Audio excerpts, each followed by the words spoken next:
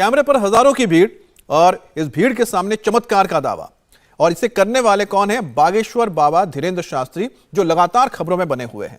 जादू टोने की बात करने वाले बाबा ने अचानक अपनी लाइन बदल दी है, सनातन की बात करने लगे हैं और हिंदू राष्ट्र का झंडा गाड़ने का दावा भी कर रहे हैं। लेकिन जिस बाबा का राजनीति से कोई लेना देना नहीं है, वो हिंदू राष्ट्र कैसे बनाएंगे? रामचरितमानस को राष्ट्रीय ग्रंथ घोषित कैसे करवाएंगे? ऐसे तमाम सवालों के जवाब इंडिया टीवी के एमपी ब्यूरो चीफ अनुराग अमिताभ ने बाबा बागेश्वर से पूछे। छतरपुर में बाबा के बागेश्वर धाम से देखिए यह एक्सक्लूसिव इंटरव्यू, आपको हर सवाल का जवाब मिलेगा। प्रदेश में सनातन और सनातनियों की बात कर विरोधियों के निशाने पर आने वाला 26 साल का एक शख्स अब अपने विरोधियों को उन्हीं के अंदाज में जवाब दे रहा है। मैं बात कर रहा हूं बागेश्वर धाम पीठ के पीठाधीश्वर धीरेन्द्र कृष्ण शास्त्री को, जो अब हिंदुओं को एकजुट होने की बात कर रहे हैं, उन्हीं के अंदाज में जवाब देते हुए हमारे साथ हैं Dhirendra Krishna Shastri ji. Sir, India TV के सामने एक बार आप फिर आए।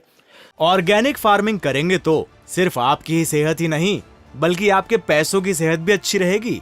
ऑर्गेनिक फार्मिंग सीखनी है तो फ्रीडम ऐप को अभी डाउनलोड करो। तो हिंदुओं को एकजुट करने की बात कर रहे हैं अब आप। पूर्व से ही हमारा दृढ़ संकल्प सनातनी हिंदुओं को एक करने का था, ये कोई नई बात नहीं है।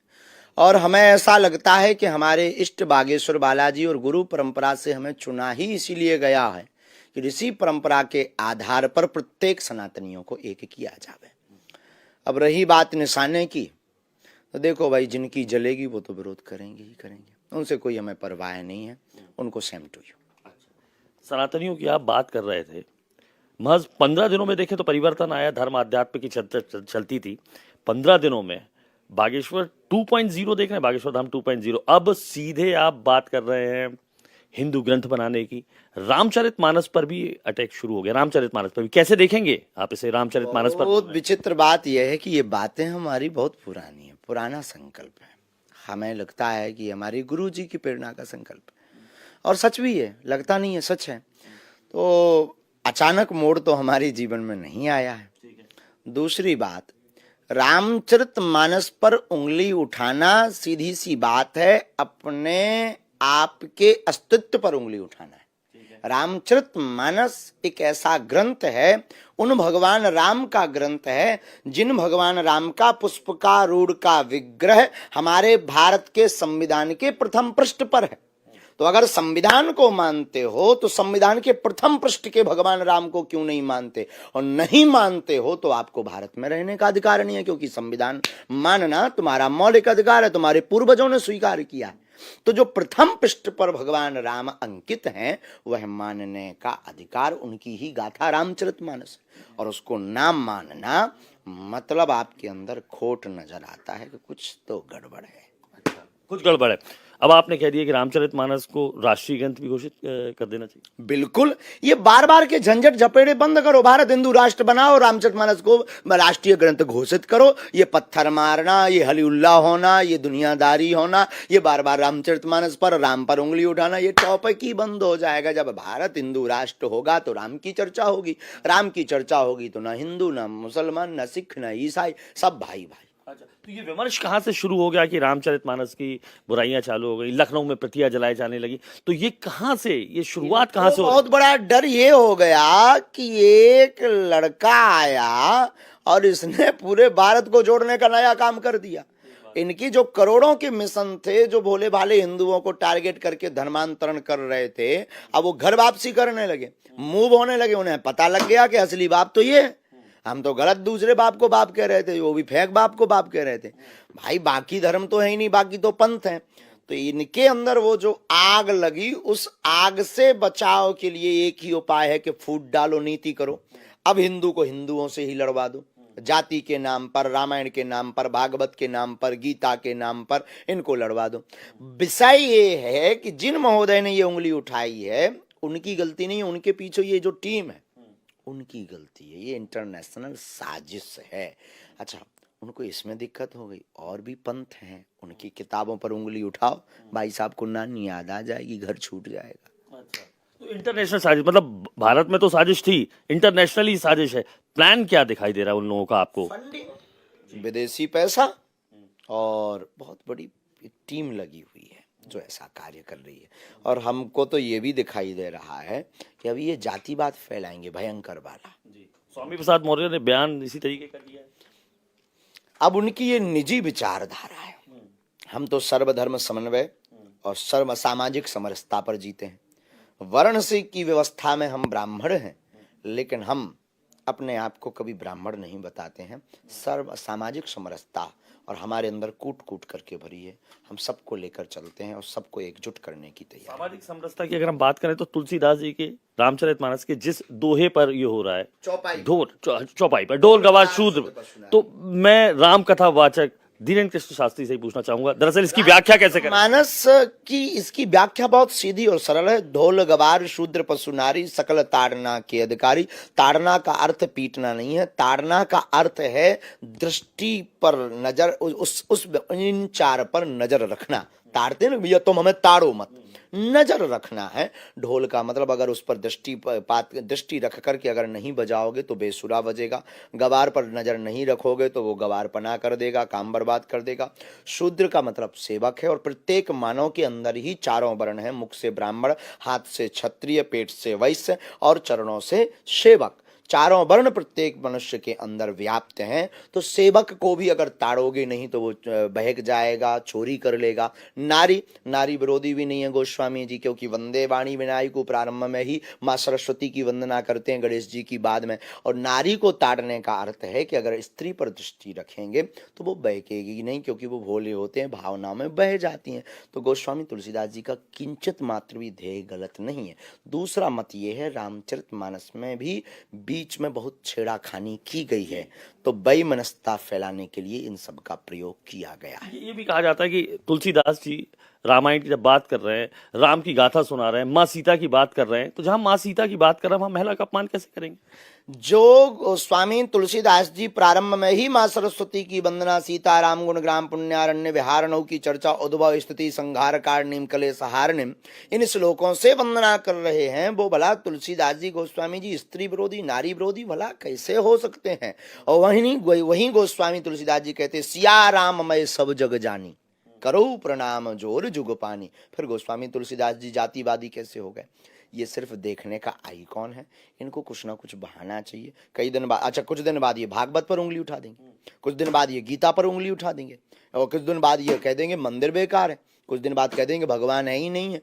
और इन्होंने तो अयोध्या के राम को भी नहीं माना, तो क्या करें हम सब हिंदू, सब ये सब छोड़ दें? आप जो बोल रहे हैं ये लोग, तो ये लोग कौन है? ये लोग जो ये उंगली उठा रहे हैं, ये लोग जो इनका सपोर्ट कर रहे हैं, ये लोग जो रामचरितमानस का खंडन कर रहे हैं, ये लोग जो रामचरितमानस को हमारे भारत की संस्कृति को जलाने का, तोड़ने का प्रयास कर रहे हैं, ये लोग वामपंथी, ये लोग मतलब धर्म विरोधी, ये लोग मतलब रावण के खानदान के बड़े नेता हैं। एक उन्होंने भी कहा है, योगी आदित्यनाथ से ही कह दिया है कि शूद्र की व्याख्या अब आपको करनी पड़ेगी। राजनीतिक व्यक्ति पर हमारा कोई टिप्पणी नहीं होता है, सिर्फ अध्यात्म पर। राजनीति से हमारा कोई लेना देना। तो आपको लगता है ये हिंदुओं को आपस में तोड़ने की भी एक साजिश चल रही है? आपने बोल भी रहे हैं लगातार कि चलेगा कैसे? अगर वो हिंदुओं को तोड़ेंगे नहीं, अंग्रेजों ने फूट डालो नीति की, अब इनको अगर राज करना है तो ये हिंदुओं को फोड़ेंगे। क्यों? क्योंकि इनको डर लग गया है कि अब सब महात्मा सबको जोड़ने लगे हैं, प्रत्येक सनातनी एक होने लगा है। एक हो जाएंगे तो सनातनियों के कारण से भारत हिंदू राष्ट्र बन जाएगा। तो इसके पीछे एक बहुत बड़ी टीम है। अच्छा, आपने लगातार लव जिहाद की बात भी की, धर्मांतरण की भी बात की। कुछ मुस्लिम लोग भी सामने आए, वो कह रहे हैं कि धर्मांतरण की बात तो आपके यहाँ भी हो रही है। घर वापसी धर्मांतरण नहीं है। हम तो बुलाने नहीं जाते, हम तो ऐसा कहते नहीं कि एक व्यक्ति को छुओगे 25 को करंट लग जाएगा, करके गिर जाएंगे। हम तो ये सब करते नहीं है। हमने धर्मांतरण की कभी बात नहीं की, हमने सनातन धर्म में घर वापसी की बात की। धर्मांतरण ये कहलाता है चमत्कार दिखाकर, ट्रिक दिखाकर, पैसा देकर, लालच, भय, बस ठीक हो जाने के नाम पर तुम धर्म बदल कर हमारे में आ जाओ, ये धर्मांतरण है। और कोई अगर देख कर आ रहा तो ये घर वापसी है। तो सनातन में घर वापसी होती है, धर्मांतरण सनातनी कभी करते ही नहीं है, जरूरत ही नहीं है। छत्तीसगढ़ के कांग्रेस के नेता तो कहते हैं आप सबूत अगर ऐसे बता दें आप कि वो कोई धर्मांतरण हो रहा हो। पे हमने कहा अच्छा ठीक है, तो पॉलिटिक्स से इतर आए। आपने मध्य प्रदेश में भी धर्मांतरण ऐसे देखे लगातार? 360 परिवारों की घर वापसी करवाई, पुनः करवाने जाना बिल्कुल किस तरीके से, किस तरीके से? ये लोग क्या करते हैं, हॉस्पिटल के नाम पर, दवाई के नाम पर ये लोग कोई जल सिद्ध करते हैं। उस जल में उनका कहना है कि जो डुबकी लगा, बैप्टिज्म कहलाता है, जो बपतिस्मा, बपतिस्मा। अब भगवान जाने, हमें तो इन 3-13 में पढ़ना नहीं है, ठीक है, पवित्र मुंह से नाम भी नहीं लेना है हमें। तो वो जो है उस जल के माध्यम से तीनों लोगों के दर्शन करवाते हैं। अब भगवान जाने जल में क्या है, ईश्वर जाने, और कोई मोर पंख से सब फूफा कर देता है। तो इन लोगों ने स्वांग रच के अपने प्लांटेड लोग रखते हैं, एक को छूते हैं तो वो 25 को करंट लग के वो गिर जाता है। उनको दिए जाते हैं 200-200 रुपया कि तुम्हें गिरना ही है, हम छुए हो तुम्हें गिर पड़ना है। तो वो गिर पड़ते हैं। अब बेचारे भोले भाले हिंदू लोग, उनने देखा कि वो ऐसे कहते फू, रूमाल से भूत निकाल देते। वो रूमाल छुपाओ और भूत बाधा खत्म, पानी पियो कैंसर खत्म। आगे को लगो हम मंत्र चिकित्सा प्रयोग करके जो प्राचीन पद्धति है उसमें भी कई बार कैंसर ठीक नहीं हो पाता, फिर बता दे भैया दवा लो साथ में और दुआ लो तब ठीक हुई है। लेकिन भी तो कान लगा पानी भर पी लो और बिल्कुल बिल्कुल ठीक हो जाए। और हद ये है कि एक बार में हंसी आ रही थी कि जो दूसरों को चला रहे थे उन्हीं के एक गुरुजी हैं, वो जो व्हील चेयर पे चल रहे थे।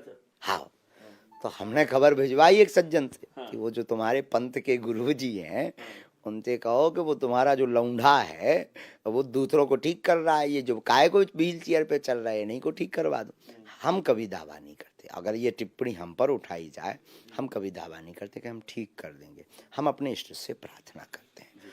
तो ये भोले भाले लोगों को प्रायोजित ढंग से पैसा देकर, लालच देकर, गरीब लोग हैं वो बेचारे आ जाते हैं तो वो धर्म परिवर्तन कर लेते हैं। तो आपको मारने की धमकियां भी मिल रही हैं, तो धीरेन्द्र ब्रह्मचारी को मारने की कोशिश क्यों होगी, क्यों? अब इसलिए क्योंकि उनके मिशन में हम ही सबसे बड़े रोड़ा हैं। उनकी एक तो बजरंगबली थे, उनने रावण की लंका में आग लगाई थी, एक हमने इनकी लंका में आग चबा दी। इनकी जितनी लंका जितने अस्तित्व थे, इनके अस्तित्व चमत्कारों में थे। अब वो चमत्कार हमने बता दो कि असली बाप जो आए बागेश्वर, अपने हनुमान जी कौन कमा है, और देवता चित्त न धरी, हनुमत से ही सर्व सुख करी, रामदूत अतुलित बलधामा। हमने कहा देख लो जो है तुम्हारा बाप। अब उनके भी जितने सिस्टम हथे भी हो गए फेल। अब फेल हो गए, सो जो धर्मांतरण कर रहे थे वे सब समझ गए कि असली बाप तो ये है बालाजी, बेफिजूली में अपन को तो पाखंड में ले जा रहे थे। अब जो है उनको डर लगा कि हमने करोड़ों खर्च किए और एक 26 साल का लड़का आया और पूरा पानी फेर रहा है। तो बोले एक काम किया जाए, बोले पहले इसे फंसाया जाए। तो इन्होंने क्या किया, एक प्रायोजित ढंग से चुनौती दी। अब इन्होंने स्वांग रचना, अभी तो और चुनौतियां, ये नए प्रायोजित ढंग से फंसाएंगे। अब इन्होंने कहा ये ऐसे नहीं मान रहा, लड़का बहुत खतरनाक है। अब खतरनाक क्यों ना हो, जिसका गुरु बलवान चेला पहलवान, तो अपने ऊपर तो बालाजी को हाथ है, तो ये तो लंका तक शंका नहीं, हमें कौन डरने, हमें ढटैया मारने, नाक हमें काट देने। अब इन्होंने कहा क्या किया जाए, बोले इसको डरवाने के लिए एक काम करो, धमकी दी जाए। हमें नहीं दी, हमें देते हम पहले ही टटरी बार देते, हम कहते न कटा तू अपनी तैयारी कर। तो वो परिवार में हम थे बाहर रायपुर कथा में, परिवार में एक भाई हैं चाचा के, उनको फोन लगाया कि ऐसी ऐसी बात है। तो हमें तो लगा जब उन्होंने पूरा करवा दिया और लिखवा दिया, अच्छा वो सब लोकेशन निकल गई, हमने सब करवा दिया है, वो सब निकल आएंगे। लेकिन धमकियों से धीरेन्द्र कृष्ण डरने वाला नहीं है। हाँ, अभी तो हम उनके मूड पर झंडा गाड़ने वाले हैं, शांत थोड़ी बैठना है। जब तक हम दिन ना रात सोएंगे नहीं, जब तक भारत का प्रत्येक हिंदू एक नहीं हो जाएगा, भारत हिंदू राष्ट्र नहीं बन जाएगा। 26 साल का धीरेन्द्र शास्त्री मूड पर झंडा बांधकर, मतलब बुंदेलखंडी शब्द मूड, हिंदी में बता देता हूँ, सर पर झंडा बांधकर हिंदू राष्ट्र बनाएगा। कैसे बनाएगा हिंदू राष्ट्र? हम नहीं बनाएंगे, हम राजनेता नहीं है, हम सरकार नहीं है, हम अदालत। कैसे प्रेरित करेंगे? लेकिन हम लोगों को जगाएंगे रामचरित मानस के आधार पर, ऋषि परंपरा के दरबार की कृपा दिखाकर और बालाजी की कृपा को बताकर, और हिंदुओं के साथ जो शोषण हो रहा उस शोषण को बता करके कि तुम्हें कितना बार बार टारगेट किया जा रहा, हमारे संतों को कितना दुख दिया। बात हमें इस बात का डर है आपसे, और बहुत ज्यादा शिकायत है सब न्यूज वालों से कि जब वो पाल घर के, वो महाराष्ट्र के वो साधु बिलख रहे थे, लोगों ने दिखाया, मीडिया ने भी दिखाया, लेकिन तब जूं नहीं रहेंगी। लेकिन आज हम ललकार रहे हैं, तब कई लोगों को बुरा लग रहा है कि ये तो बेमनस्ता फैला रहे हैं, दंगा फैला रहे हैं। तब तुम्हारे अंदर कौन सा कीड़ा है? क्या तुम सनातनी नहीं? अगर हो तो तुम्हें वो रोने वाला साधु चाहिए या भारत का हंसता मुस्कुराता साधु चाहिए? तो भारत का वो हंसता मुस्कुराता साधु है। 3 दिन पहले उत्तराखंड में फिर बोला कि कायदे में रहोगे तो फायदे में रहोगे। I am not Mahatma, not. हाँ, तो भाई कायदे में रहोगे तो फायदे में रहोगे। 3 दिन पहले फिर हमने किसी व्यक्ति विशेष को नहीं कहा। हम कैसे लोग अपने बच्चों को कह देंगे बेटा कायदे में रहोगे तो फायदे में रहोगे। अब जो कायदे में नहीं है उसको मिर्चा लग रहा है। हमने किसी व्यक्ति का नाम लिया हो, आप बताओ हमने नाम लिया क्या? हमने ये तो कहा नहीं कि अमुक फलाना व्यक्ति कायदे में रहेगा तो फायदे में। हमने तो ये कहा कायदे में रहोगे तो फायदे में रहोगे। अभी भी कहते हैं भारत में रहना है तो सीताराम कहना है।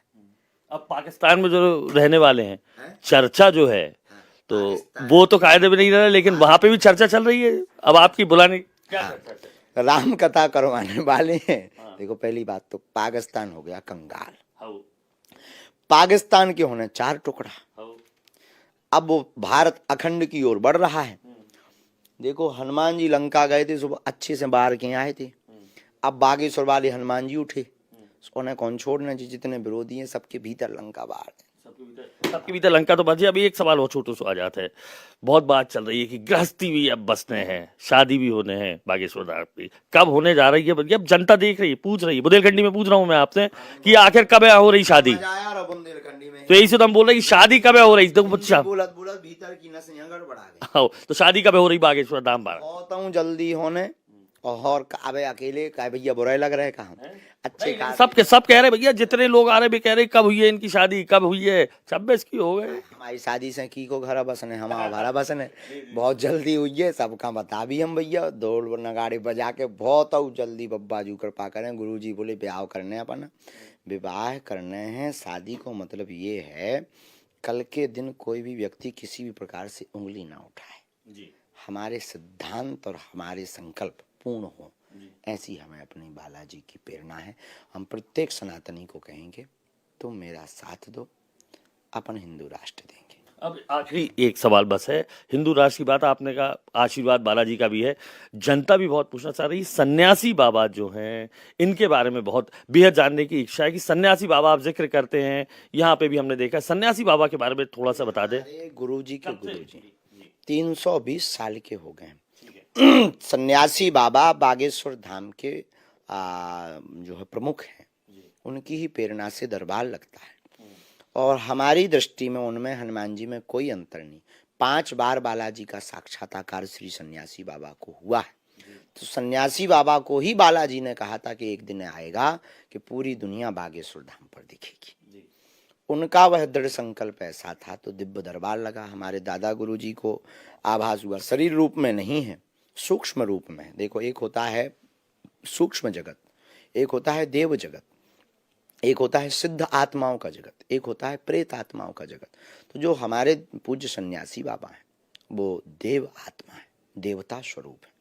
उनकी ही प्रेरणा से दरबार लगता। हमारे दादा गुरु पर भी उनकी कृपा थी, पर चाचा जी पर हुई एक जनों पर, फिर उनका शरीर पूर्ण होने पर उन्हीं की कृपा और दादा गुरु की प्रेरणा से। आखिरी सवाल मेरा यही है, दादा गुरु के बारे में बताइए। दादा गुरु आप जिक्र पिताजी हमारे दादा गुरु जी। सन्यासी बाबा दादा गुरु जी दोनों अलग हैं।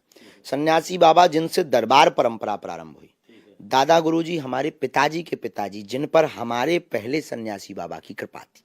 ये हमारे वंश में चल रहा है दरबार।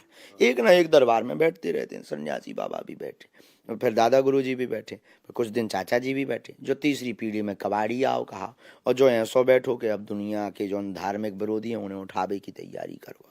एक और छोटा सवाल पूछ लें। अब कबाड़ी कहा तो आप अपने आप का बुंदेलखंडी में पूछ रहे, तो आप सब पगला का बुलाओ तो सब पगला का। तो जो पोटली में कहा है और मुकदर में कहा है, जो बताओ पोटली में कहा है? पोटली में माला, मुकदर बालाजी को निशान। अब दुनिया है अपनी अपनी दृष्टि से देखते रहते हैं। हम कहीं एक टक देखने लगे तो लोगों को लगता है यहीं देवता लटका रखे। नहीं, हमारे पास कुछ ऐसा नहीं, सीताराम है। लेकिन फिर आपके पास जो है वो ये कन्या विवाह भी आप करा रहे हैं, अब तक कितनी बार ये करा चुके हैं, कितने लोग? जी, 4 बार हो चुका, ये चतुर्थ बार होना है। 3 बार हो चुका। 100, 50, 51 और 21 बेटियों का विवाह प्रारंभ में हुआ, फिर 51 का, फिर पिछले साल 108 का, अब इस बार 121 बेटी। चिन्हित कैसे करते हैं, किनको लाना है, कहाँ से, क्या क्या सिस्टम? बागेश्वर धाम का मंडल है, मंडल को सेवा दे देते हैं। जिनके माता पिता नहीं है, घर जाकर निरीक्षण करवाते हैं बेटियों का, तो घर पर वो जाते हैं, निरीक्षण करते हैं। मंडल है, हम तो कहवार देते हैं, जयकारा लगा देते हैं। सब बच्चे से उस मंडल जोड़ करके उनको चिन्हित करता है कि पात्र हैं या अपात्र हैं। जिनके माता पिता नहीं, दीनहीन है, कोई सहारा नहीं, उन बेटियों का घर वर वही देखते हैं। पूरी व्यवस्था बागेश्वर इस बार मोटरसाइकिल छोड़कर सब दे रहे हैं, fridge, TV, cooler. Organic farming करेंगे तो सिर्फ आपकी ही सेहत ही नहीं बल्कि आपके पैसों की सेहत भी अच्छी रहेगी। ऑर्गेनिक फार्मिंग सीखनी है तो फ्रीडम ऐप को अभी डाउनलोड करो। डबल बेड, सोफा और किचन सेट और जो है मिक्सी, आयरन, सब कुछ पूरी गृहस्थी का सामग्री बागेश्वर बालाजी के चरणों के प्रताप से पूरा परिवार दे रहा है। और बाकी बचा खुचा अगली बार अगर मोटरसाइकिल की इच्छा हुई है तो इंडिया टीवी से कहेंगे कि तुम भी कुछ कन्याओं का विवाह करवाओ। तो ये थे हमारे साथ बागेश्वर धाम के पीठाधीश्वर धीरेन्द्र कृष्ण शास्त्री जी।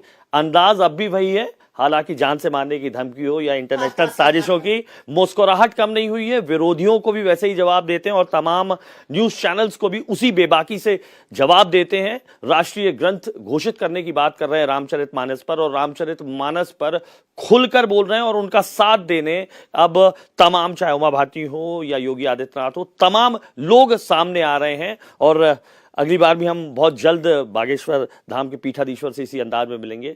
मैं अनुराग अमिताभ, इंडिया टीवी के लिए प्रदीप त्रिवेदी के साथ, गांव गढ़ा, छतरपुर जिले से। इंडिया टीवी हर वक्त हर जगह डाउनलोड करने के लिए सर्च करें India TV news Google play store या ऐप स्टोर पर।